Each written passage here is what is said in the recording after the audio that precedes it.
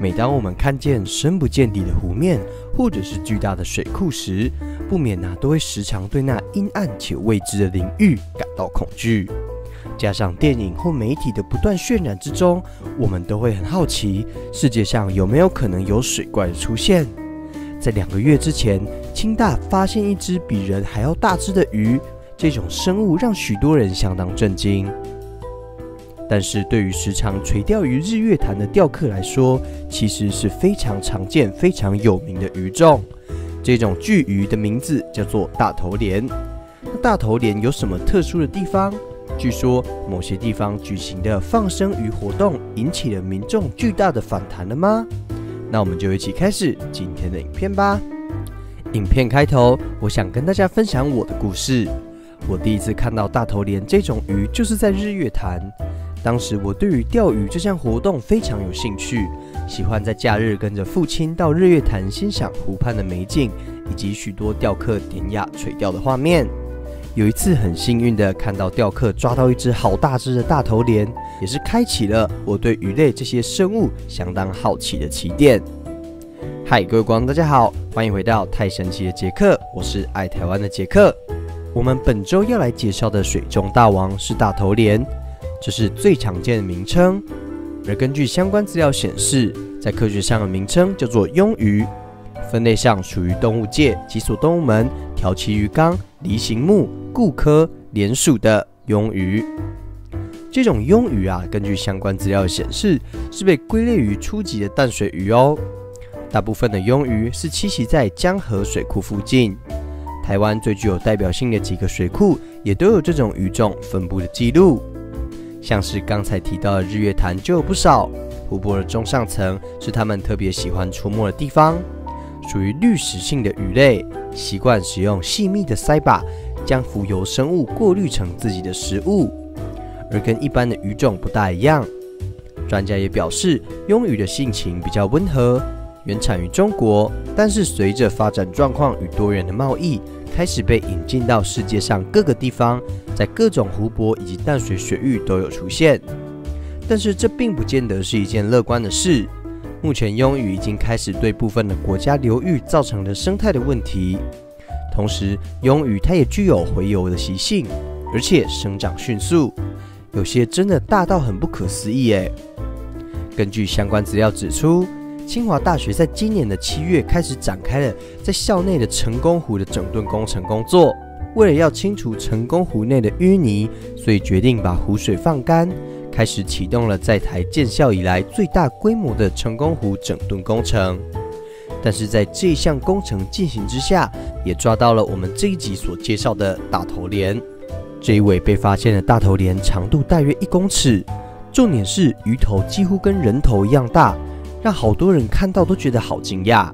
更不敢想象在其他地区更大的湖泊是否会有更大的个体出现。讲到大头鲢的大头可是许多钓客料理砂锅鱼头的首选。虽然说它是很适合当做砂锅鱼头的主角，但是家里的锅子不够大，还真的没有办法一次把整颗鱼头都放进去煮呢。大头鲢的身体比较扁一点，但是拥有巨大的头，在外形上独树一格，也有很棒的识别度。同时嘴巴也非常巨大，但是并没有任何的触须，外观有不规则的斑块状造型分布在身上。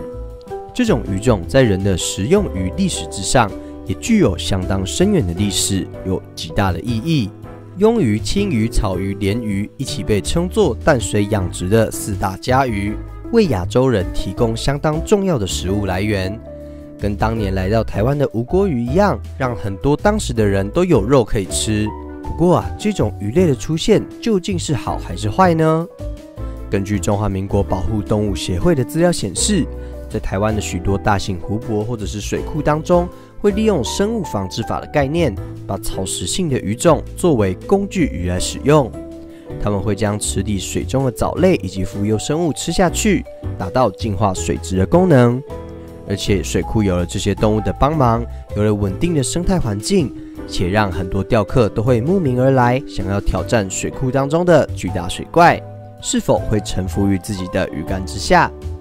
在近几年来，有许多放生这种鱼种的活动，例如南投县政府的鱼苗放生计划，让比较无害且能够有助于维护水库的鱼种在水库当中增加数量，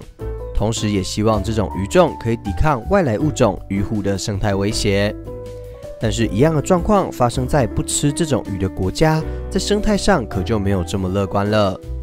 像是在60年代，虽然美国人也用一样的方式引进这种鱼类，试图以相似的方法抑制水中生态以及其他藻类的过度生长，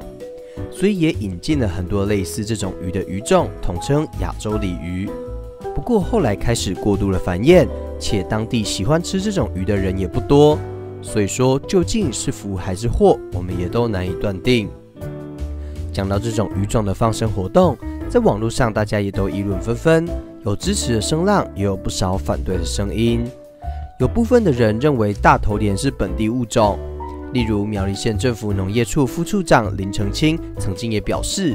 大头鲢、草鱼都属于本土草食性的鱼种，能够吃掉浮游性生物以及藻类，犹如河川的清道夫。但台湾海洋大学海洋生物研究所教授陈义雄也表示，大头鲢和草鱼是引进大陆系的鱼种，更也表示台湾特有的鱼种都在淡水流域，而岛屿生态原本就比较薄弱，物种竞争性不够强，台湾却不断的引进大陆系强势物种，造成本土物种的极大压力，而外来种的入侵问题已经太严重了。环境资源中心的资料也显示，现有的法令对于放生未有严格的定义，主管野生动物也只限保育类的动物，未涉及其他的家禽、家畜、水产以及宠物类别。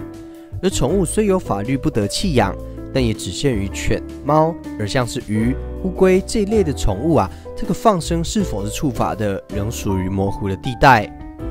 那么看完这集影片之后，大家对于放生鱼的想法为何呢？ A. 我认为大头鲢是有助于提升水质状况的，支持放生鱼的活动。B. 我支持大头鲢是外来种学说，基于保护本土的鱼种，我认为不应该随意的野放外来物种。C. 只要是可以吃的动物，我认为放生也无妨，可以有更多的食物可以吃。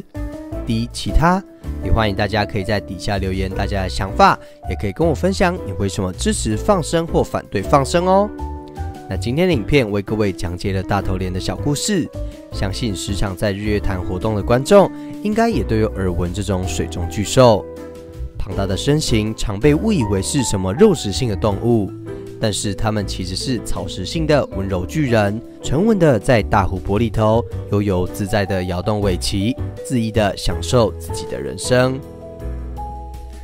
喜欢我的影片的话，可以帮我按赞并且分享，也可以订阅我的频道，开启小铃铛，才不会错过任何上片的通知。我是爱台湾的杰克，那我们就下支影片见喽，晚安，拜拜。